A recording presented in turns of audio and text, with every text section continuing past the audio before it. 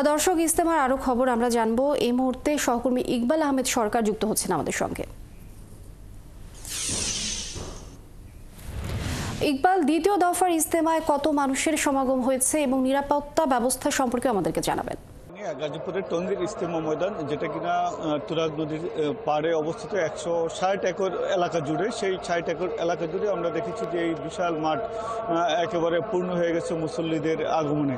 আর ফজরের নামাজের পর থেকেই সেখানে বয়ান চলছে, বয়ান করছেন পাকিস্তানের মাওলানা ওবায়দুর রহমান, আর সঙ্গে সঙ্গেই সেটা তর্জমা করছেন বাংলাদেশের একজন মাওলানা।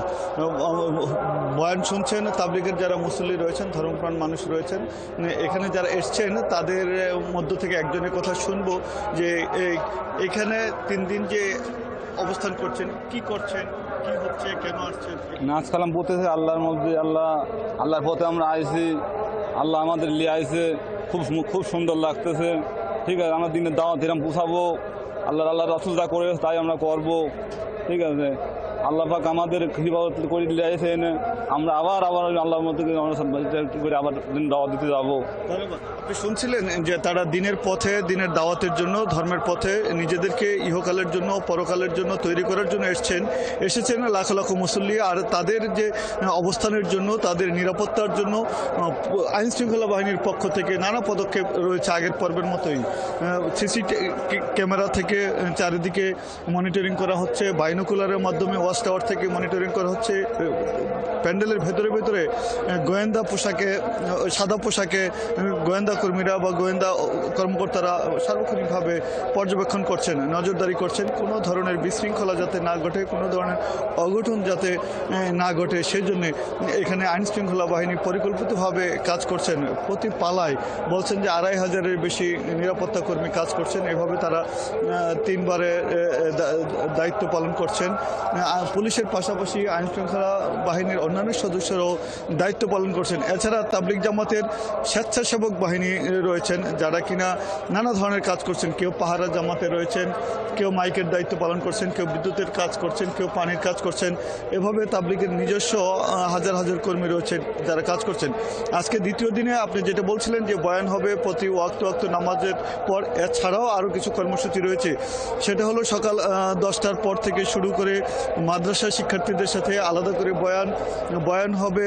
যারা আলেম ওলামা রয়েছেন তাদের সাথে আলাদা করে বয়ান হবে, মূল মঞ্চ থেকে তাদের উদ্দেশ্যে বিশেষ বয়ান হবে। একইভাবে আসরের নামাজের পর আজকে গণবিয়ে, অর্থাৎ যৌতুকবিহীন যে বিয়ের প্রচলন রয়েছে ইস্তেমার দ্বিতীয় দিনে, সেটাও আজকে বিয়ে হবে আসরের নামাজের পর মূল বয়ান মঞ্চ থেকে, যেখানে কিনা বরপক্ষের অভিভাবক এবং কনে পক্ষের অভিভাবকরা উপস্থিত থাকবেন। এবং আমরা দেখেছি যে সেই গণবিয়ের পরে এখানে খেজুর ছিটিয়ে দেওয়া হয়, তা নবদম্পতির জন্য বিশেষ মোনাজাত করা হয়। এছাড়াও আজকে সারাদিনে নতুন করে যারা বিভিন্ন মেয়াদের চিল্লায় সময় দিবেন, অর্থাৎ যারা কিনা তাবলিগের পথে, দাওয়াতের পথে বের হবেন, তারা নতুন করে নাম লিখাবেন। হাজার হাজার লোকজন নতুন করে প্রতিবারই আমরা দেখছি যে নতুন করে নাম তালিকাভুক্ত করেন, যারা কিনা বিভিন্ন মেয়াদের চিল্লায় বের হবেন। শুধুমাত্র দেশীয় মুসল্লিরা নয়, আমরা দেখেছি যে বিদেশি মুসল্লিরাও নতুন করে সময় দেন। তারা কেউ 1 মাস, কেউ 4 মাস, এভাবে তারা সময় দেন। গত পর্বেও আমরা দেখেছি যে প্রায় 99টা জামাত বিদেশের তারা নতুন করে বিভিন্ন মেয়াদের তালিকাভুক্তি হয়েছেন। আজকেও সেটা চলবে।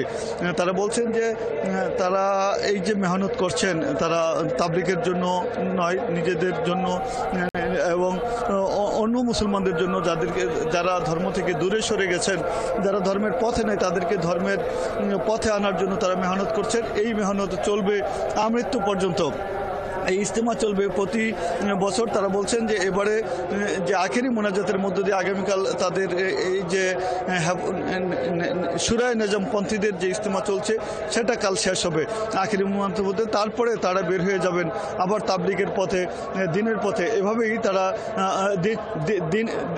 দিন পার করতে থাকেন, এভাবেই তারা ইস্তেমার সময় পার করতে থাকেন। তারা আগামীতে আবারও শান্তিপূর্ণভাবে এই টঙ্গীর ময়দানে আসবেন ইস্তেমা করতে। খবর জানবো আপনার মাধ্যমে পরবর্তীতে। দর্শক, ইস্তেমার খবর জানছিলাম সহকর্মী ইকবাল আহমেদ সরকারের কাছ থেকে।